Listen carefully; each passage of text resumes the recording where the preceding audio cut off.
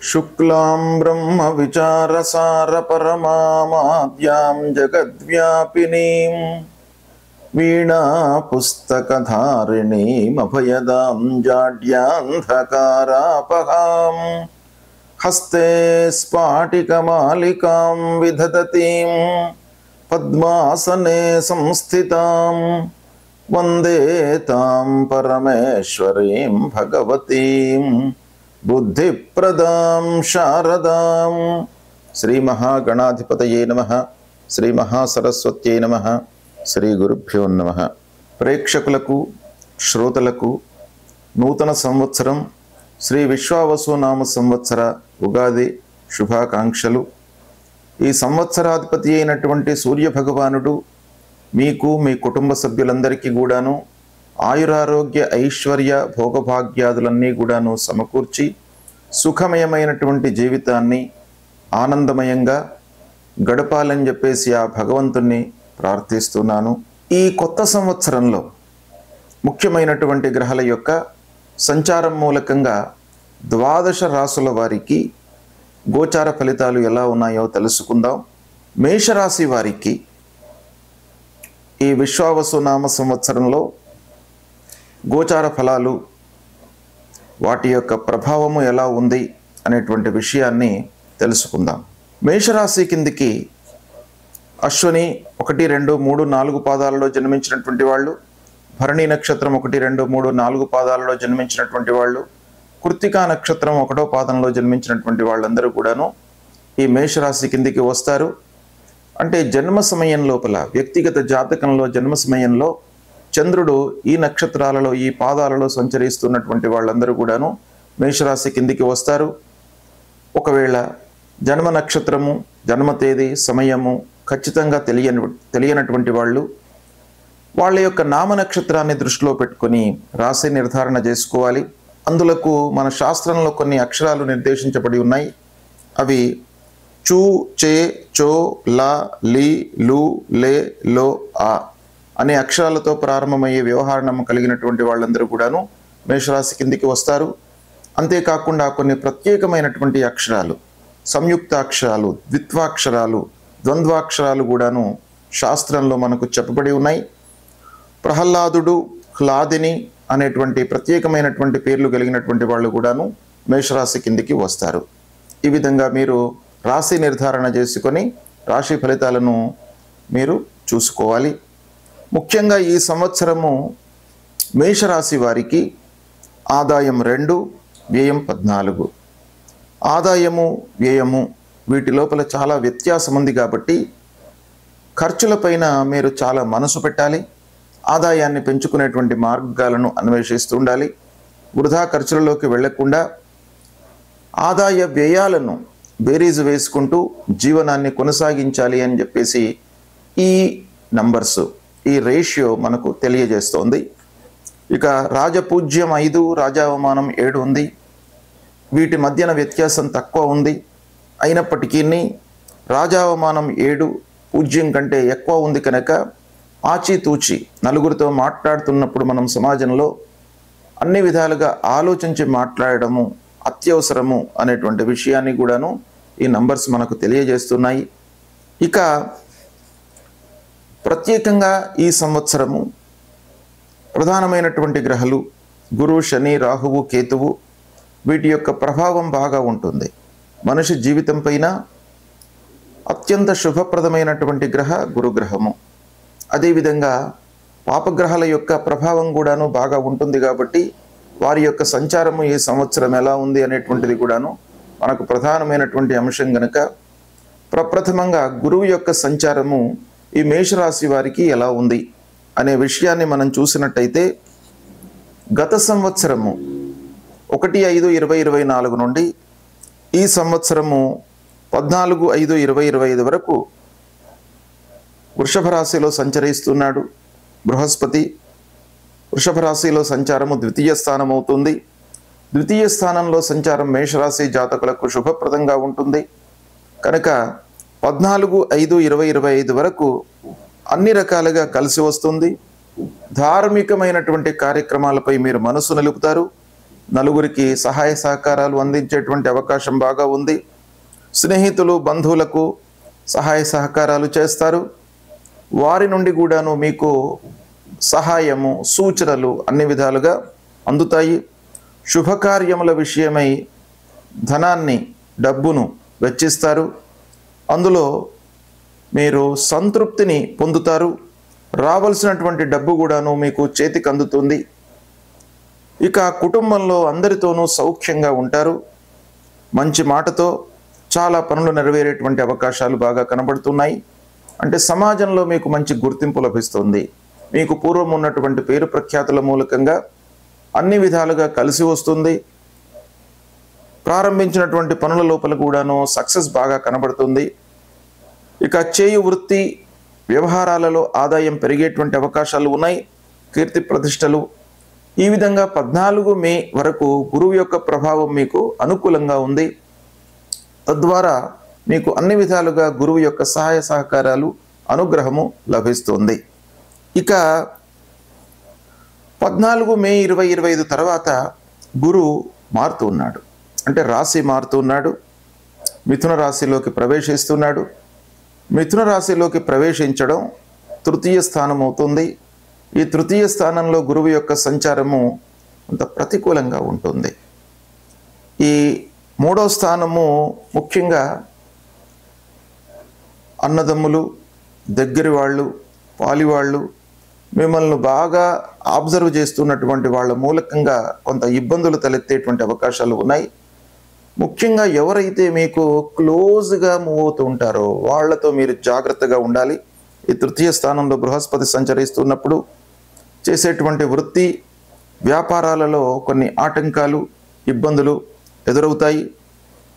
ముఖ్యంగా చేసేటువంటి పనుల లోపల మీకు కార్యభారం పెరిగేటువంటి అవకాశాలు బాగా కనబడుతున్నాయి. అంటే వర్క్ లోడ్ పెరుగుతుంది. తద్వారా మీరు ఆ వృత్తి మార్చాలి అనేటువంటి ఒక కోరిక మీకు మనస్సులో బలీయంగా ఉత్పన్నమయ్యేటువంటి అవకాశాలు బాగా కనబడుతున్నాయి. ఇక స్నేహితులు బంధువులు దగ్గరి వారితో మనస్పర్ధలు కలహాలు కూడాను ఉంటాయి. వర్క్ లోడ్ మూలకంగా శారీరక శ్రమ, ప్రారంభించినటువంటి పనులలో ఆటంకాలు, స్నేహితులతో వైషమ్యాలు, దూర ప్రాంతాలకు ప్రయాణాలు, అనానుకూల ప్రాంతాలకు ఉద్యోగస్తులకు బదిలీలు ఇలాంటివి ఎక్కువగా మనకు సంభవించే అవకాశాలు గోచరిస్తున్నాయి. కనుక ముఖ్యంగా ఉద్యోగస్తులు ఈ 3వ స్థానంలో గురువు సంచరిస్తున్నప్పుడు ఆఫీసులో కోలీగ్స్తో హైయప్స్తో కానివ్వండి వీళ్ళందరితో కూడాను కొంత జాగ్రత్తగా ఉండడం మంచిది. మీరు మనసు విప్పి మాట్లాడకుండా మీకు ఎంతవరకు అవసరమో అంతవరకు మీరు మాట్లాడడము చాలా ఉత్తమమైనటువంటి విషయం. ఇక దాని తర్వాత మళ్ళీ 18 అక్టోబర్ 2025 నుండి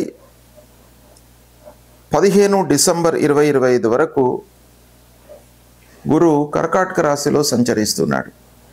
అంటే 14/5/2025 నుండి 18/10/2025 వరకు మిథున రాశిలో 3వ స్థానంలో సంచరిస్తున్నాడు. దాని తర్వాత మళ్ళీ 18 అక్టోబర్ 2025 నుండి 15 డిసెంబర్ 2025 వరకు కర్కాటక రాశిలో సంచరిస్తున్నాడు. కర్కాటక రాశి అర్ధాష్టమ స్థానం అవుతుంది. అంటే 4వ స్థానంలో సంచరిస్తున్నాడు. 4వ స్థానం కూడాను ప్రతికూలమైనటువంటి స్థానం గోచార రీత్యా. అయితే గురువుకు కర్కాటక రాశి ఉచ్చస్థానం గనుక ఉచ్చస్థానంలో సంచరిస్తున్నప్పుడు కొంతవరకు ఈ అర్ధాష్టమ స్థానంలో సంచరిస్తున్నటువంటి ప్రతికూల ప్రభావము కొంతవరకు తగ్గే అవకాశాలు ఉంటాయి. అయినప్పటికీ అర్ధాష్టమ స్థానము మనను కొంత ఇబ్బంది పెడుతుంది. అసౌకర్యము, అసంతృప్తి బాగా మన లోపల నెలకొనేటువంటి అవకాశాలు బాగా ఉంటాయి. ఆత్మీయులు బంధువులతో మనస్పర్ధలు, భార్యా పిల్లలతో అనవసరమైనటువంటి వాగ్వివాదాలు, ఎంత ప్రయత్నించి ప్లానింగ్ చేసి మనం పనులు చేసినప్పటికీ అందులో ఏదో రకమైనటువంటి ఆటంకాలు, అనానుకూలత ఎదురయ్యే అవకాశాలు ఉన్నాయి. ముఖ్యంగా అర్ధాష్టమ స్థానంలో గురు సంచరిస్తున్నప్పుడు బ్లైండ్గా మనము కొన్ని పనులు చేసేటువంటి అవకాశాలు ఉంటాయి. దాన్ని కొంత కంట్రోల్ చేసుకోవాలి. ప్రతి విషయాన్ని కూడాను ఆచితూచి ప్లానింగ్తో మనం పనులు చేసుకోవడం చాలా అవసరము. అనాలోచితంగా పెట్టుబడులకు దూరంగా ఉండండి. అనవసరమైన విషయాలకు ప్రాధాన్యత ఇవ్వకుండా మనకు ముఖ్యమైనటువంటి విషయాలు మీరు ప్లాన్ చేసుకొని ఏది ఏ కాలంలో మనం చేపట్టాలి, ఏది మనకు ముఖ్యమైనటువంటి పని అనేటువంటిది మీరు అంచనా వేసుకొని దాని ప్రకారంగా ముందుకు వెళ్ళినట్టయితే మానసిక ఇబ్బందులు, శారీరక ఇబ్బందులు, ఆర్థికపరమైనటువంటి ఇబ్బందుల నుండి మీరు విముక్తులవుతారు. అవి ఎదురు కాకుండా ఉంటాయి. కనుక ముఖ్యంగా అన్ని రంగాలలో ఉన్నటువంటి వాళ్ళకు కూడాను అర్ధాష్టమ స్థానంలో గురు సంచారం కొంత ప్రతికూలంగా ఉంటుంది. జాగ్రత్తగా నిర్ణయాలు తీసుకోండి. ట్రాన్స్ఫర్లు అయ్యేటువంటి అవకాశాలు ఉన్నాయి. ఉద్యోగాలలో కొన్ని అవకతవకలు, ఇబ్బందులు, హైయప్స్తో మనకు మనస్పర్ధలు ఏర్పడే అవకాశాలు ఉన్నాయి. వృధా ప్రయాణాలు కూడాను సంభవిస్తాయి. ఇక మళ్ళీ వక్రిస్తూ ఉన్నాడు బృహస్పతి. 12 నవంబర్ నుండి 11 మార్చి 2026 వరకు బృహస్పతి వక్రించి తదనంతరం మళ్ళీ రుజుమార్గంలోకి వస్తున్నాడు. అంటే 5 డిసెంబర్ 2025 నుండి 1 జూన్ 2026 వరకు వక్రరీత్యా, అంటే వక్రిస్తూనే మిథున రాశిలో సంచరిస్తున్నాడు. మళ్ళీ మిథున రాశిలోకి వక్రరీత్యా వస్తున్నాడు కనుక తృతీయ స్థానం అవుతుంది ఈ మేషరాశి వారికి.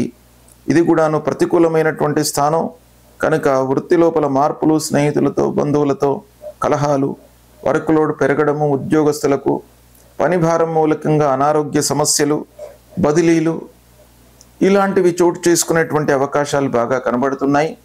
కనుక ఈ సమయంలో ఈ గురు ప్రభావము బాగా ప్రతికూలంగా ఉంది. అంటే ఓవరాల్గా మనం చూసినట్టయితే ఈ సంవత్సరం 14 మే వరకు గురువు యొక్క అనుకూలత ఉంది. తదనంతరం సంవత్సరాంతం కూడాను గురువు ప్రతికూలంగా సంచరిస్తున్నాడు కనుక గురువు యొక్క ప్రభావము మే 14 వరకు బాగా ఉంది.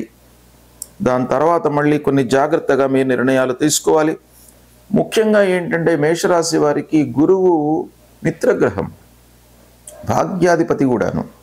కనుక గోచార రీత్యా ప్రతికూలంగా ఉన్నప్పటికీ కొంతవరకు ఆ ప్రతికూలత తగ్గే అవకాశాలు ఉంటాయి. కాబట్టి మీరు దాన్ని దృష్టిలో పెట్టుకొని మీ వైపు నుండి కొన్ని మంచి పనులపై మనసు నిలిపి ఆధ్యాత్మికత, భక్తి మార్గంలోకి మీరు వెళ్ళినట్టయితే ఆ గురువు యొక్క అనుగ్రహం లభిస్తుంది. ఇక రెండవ గ్రహము శనీశ్వరుడు.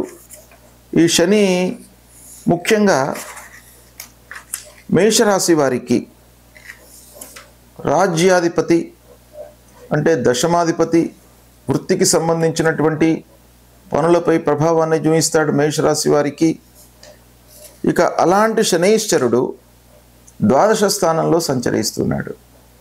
అంటే ఏల్నాటి శని ప్రారంభమైందనమాట.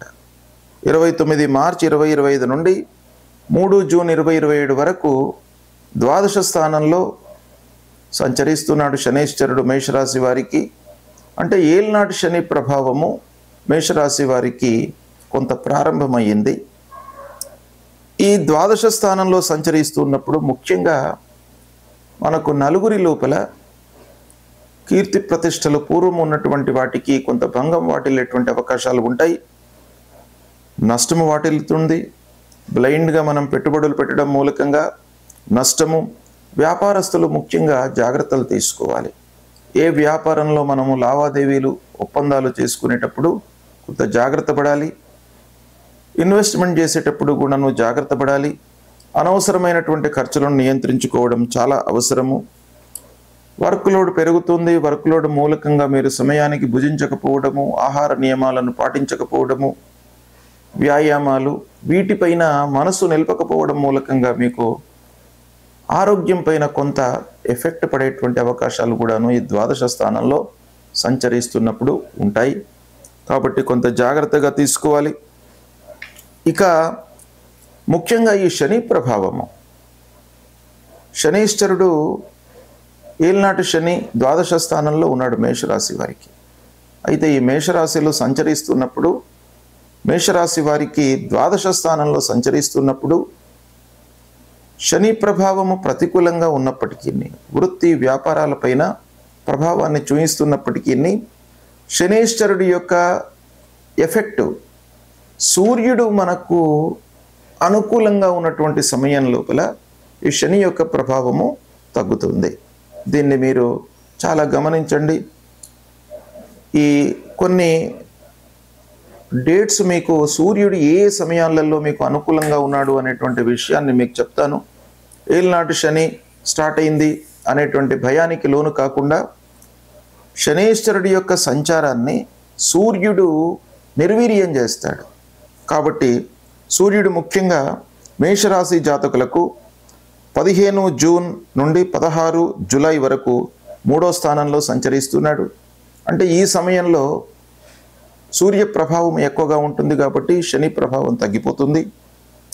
అంతేకాకుండా 17 సెప్టెంబర్ నుండి 17 అక్టోబర్ వరకు కూడాను కన్యా రాశిలో సంచరిస్తుంటాడు. అంటే 6వ స్థానం అవుతుంది మేషరాశి వారికి. అప్పుడు సూర్య భగవానుడి యొక్క అనుకూలత ప్రబలంగా ఉంటుంది కాబట్టి శనీశ్వరుడి యొక్క ప్రతికూల ప్రభావము తగ్గుతుంది. ఇక దాని తర్వాత మళ్ళీ 14 జనవరి నుండి 13 ఫిబ్రవరి వరకు కూడాను మకర రాశిలో సంచరిస్తుంటాడు. మకర రాశిలో సంచరిస్తున్నప్పుడు కూడాను సూర్య భగవానుడు చాలా బలీయంగా ఉంటాడు కాబట్టి ఈ మేషరాశి వారికి శని ప్రభావం తగ్గుతుంది. అంటే ఈ నెలల లోపల సూర్యుడు ప్రబలంగా ఉన్నప్పుడు శని ప్రభావం మనకు తగ్గిపోతుంది కాబట్టి మీరు ఏలినాటి శని నడుస్తుంది అనేటువంటి భయానికి లోను కాకుండా సూర్య భగవానుడు మనకు అనుకూలంగా ఉన్నటువంటి సమయాన్ని మీరు దృష్టిలో పెట్టుకొని పనులు చేసుకున్నట్టయితే మీకు బాగా కలిసి వస్తుంది. ఇక ముఖ్యంగా రాహుకేతుల యొక్క ప్రభావాన్ని చూసినట్టయితే రాహువు 18 మే 2025 వరకు ద్వాదశ స్థానంలో సంచరిస్తున్నాడు. ఇదే సమయం లోపల షష్ఠమ స్థానంలో కేతువు సంచరిస్తున్నాడు. అంటే రాహువు ప్రతికూలంగా ఉన్నాడు, కేతువు అనుకూలంగా ఉన్నాడు. ఈ రాహు కేతువుల విషయం ఆలోచిస్తే మనకు కేతువు యొక్క ప్రభావం అనుకూలంగా ఉంది 18 మే వరకు. రాహు ప్రతికూలంగా ఉన్నాడు. రాహువు ద్వాదశ స్థానంలోనే ఉన్నాడు ఈ సమయంలో. శని కూడాను ఆల్రెడీ ద్వాదశ స్థానంలో ఉన్నాడు కనుక బ్లైండ్గా ఇన్వెస్ట్మెంట్స్ చేయకుండా ఆర్థికపరమైనటువంటి ఏవైనా కూడాను పనులు చేపట్టేటప్పుడు మీరు సలహాలు సూచనలు 1కి 4 సార్లు ఆలోచించడము ఇలాంటివి చేసినట్టయితే కొంతవరకు మనకు తగ్గేటువంటి అవకాశాలు ఉన్నాయి. అనవసరమైనటువంటి విఘ్నాలు కూడాను మనకు ఆపదే అవకాశాలు ఉన్నాయి కాబట్టి కొంత జాగ్రత్తగా తీసుకోవాలి. ఇక కేతు మూలకంగా మళ్ళీ అనుకూలమైనటువంటి ఫలితాలే గోచరిస్తున్నాయి. 18 మే తర్వాత రాహువు ఏకాదశ స్థానంలోకి వస్తున్నాడు. అంటే రాహువు ఏకాదశ స్థానంలోకి రావడము చాలా కలిసి వచ్చేటువంటి అంశం. ప్రారంభించినటువంటి పనులలో అనుకూలత ప్రారంభమవుతుంది. పనులలో శ్రద్ధగా నిమగ్నమై మనస్సు నిలిపి మీరు చేస్తారు. తద్వారా లాభాలను గడించేటువంటి అవకాశాలు ఉంటాయి. ముఖ్యంగా ఏకాదశ స్థానంలో రాహు సంచరించడం మూలకంగా మానసికంగా మీరు చాలా సంతృప్తిగా ఉంటారు. లాభాలు ప్రారంభమవుతాయి.